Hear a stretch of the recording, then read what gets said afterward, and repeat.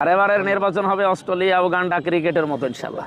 হুমকি ধামকি তো দিচ্ছে অনেকে, কিন্তু আমি সেদিন বলেছিলাম যে কোনো হুমকি জামাত ইসলামী বাংলাদেশের মানুষ থোড়াই কি আর কিছু মনেই করে না।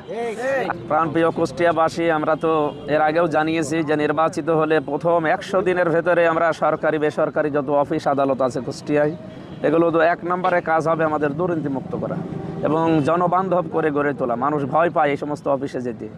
এবং স্বাস্থ্য ব্যবস্থার যে অবস্থা, স্বাস্থ্য বিভাগে আমাদের কুষ্টিয়াতে এত বড় বড় প্রতিষ্ঠান, বিশেষ করে মেডিকেল কলেজ, সদর হাসপাতাল, আদ্দিন হাসপাতাল, আরও সনো সহ পপুলার সহ অনেকগুলো হাসপাতাল আছে, কিন্তু প্রাইভেটগুলো বাদ দিয়ে বাকি সরকারের যে হাসপাতালগুলো, এগুলোর অবস্থা খুব ভালো না। এখানে অনেক সিন্ডিকেট হচ্ছে। আমি গত পরশুদিন রাতে গিয়েছিলাম, যেখানে কুকুরের ভ্যাকসিনের ঔষধ 70 টাকা সম্ভবত নেয়, সেটা 350, 450, 850 পর্যন্ত বিক্রি।